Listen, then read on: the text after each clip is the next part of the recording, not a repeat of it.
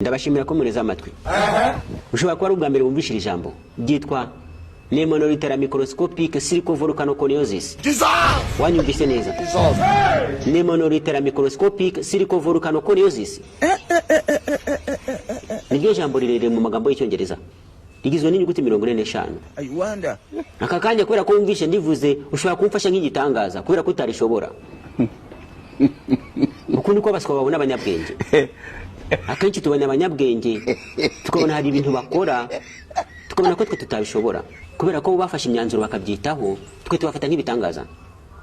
Urumva cyari byo biganaga n'abantu hari n'ikibazo runaka cyo mu mibare mwese cyabananiye mubona ari kirekire mwese mukakirengagiza mugafata umwanzuro wo kuvuga ngo nukugitamba ngo nikiza mu kizame ngo mwese muzagisimbuka. Hari abana b'inyagenge babaga ari abahanga bakakitaho bakagikora neza. Icyo gihe wajya kureba ugasanga bagikoze.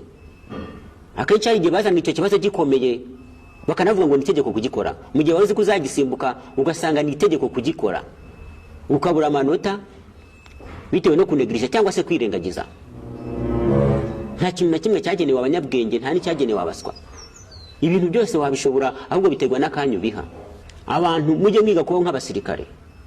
Umusirikare ni umuntu ukora ikintu wowe ubona ko kidashoboka. Ubundi ku musirikare nta kintu kidashoboka igihe cyose gifite ubuzima. Ibintu byose ku musirikare birashoboka igihe hari ubushake bwo kubikora n'imbaraga zo kubikora.